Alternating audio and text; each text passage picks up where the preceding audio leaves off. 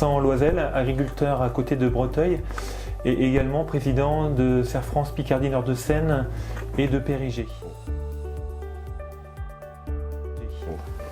Les enjeux ils sont multiples aujourd'hui, on s'aperçoit de beaucoup de situations particulières d'un point de vue sociétal, environnemental et climatique aussi. Le climat c'est quelque chose, on s'en aperçoit tous les ans, il y a un phénomène qui se passe. Le but de nos chefs d'entreprise c'est quand même de gagner de l'argent au final. Les agriculteurs sont d'accord pour faire évoluer leurs pratiques, mais il faut aussi ne pas les envoyer dans un mur, que ce soit des situations extrêmes et qu'il n'y ait pas un retour pour eux. Donc c'est important que l'économie soit au cœur du sujet. Il ne faut pas pour les agriculteurs que ce soit une contrainte, mais justement une opportunité et que ce soit bénéfique pour eux, pour leur exploitation, pour aussi le métier en lui-même qui évolue.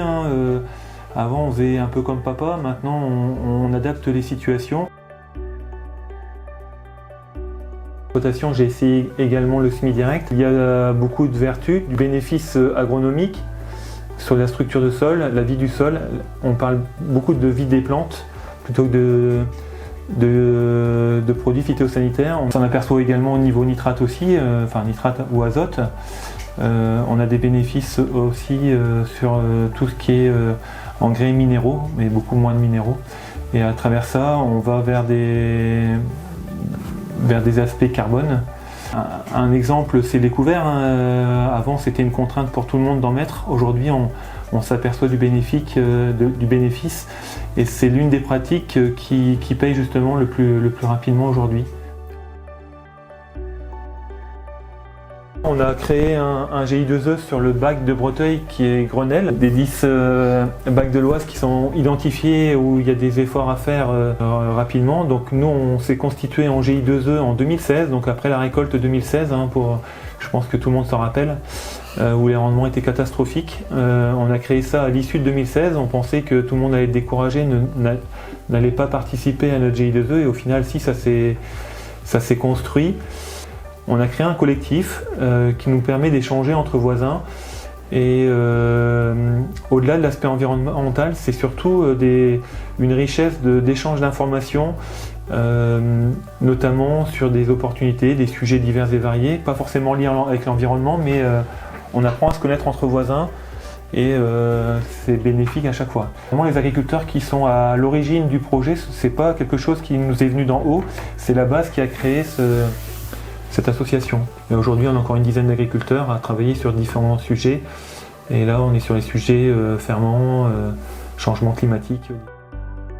Notre démarche, ça nous a permis d'avoir accès à des labels bas carbone, à des contrats particuliers, et même avec les négoces et OS, selon les variétés qu'on fait, on fait des variétés qui sont aussi sujets à moins de maladies ou à moins d'impact sur ces problématiques-là.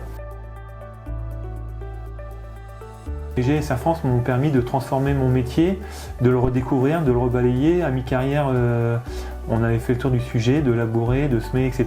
Là, on voit le métier vraiment d'un autre regard. L'enjeu, il est important d'être présent auprès de nos adhérents, de leur proposer des solutions d'avenir, puisqu'on est contraint par une réglementation de plus en plus stricte, et d'anticiper toutes ces situations.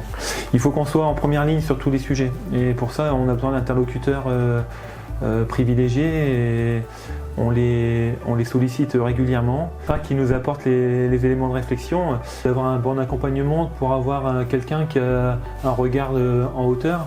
Le changement de pratique déjà c'est conséquent, il faut un accompagnement qui soit adapté, doucement, avoir des certitudes et ensuite franchir les paliers en allant. D'avoir une stratégie et effectivement un plan d'action derrière, voilà, la dynamique elle est créée et c'est parti. L'agroéconomie, c'est une approche qui vise à évaluer les pratiques des agriculteurs, en trouver des nouvelles, pour essayer de toujours avoir en tête l'approche de la durabilité des exploitations, c'est-à-dire avoir un résultat économique intéressant, répondre aux enjeux environnementaux sans oublier une dimension sociale, car sans les salariés, sans les actifs agricoles, aujourd'hui le monde agricole ne pourrait pas fonctionner. Et donc c'est un peu sur ce triptyque qu'aujourd'hui on s'attache à évaluer les pratiques et évaluer les projets des agriculteurs pour qu'ils soient plus robustes face aux aléas et qu'ils puissent continuer à produire, à dégager des résultats, à maintenir des coûts de production raisonnables, voire même à reprendre la main sur certains intrants pour essayer de limiter leur dépendance aux fournisseurs.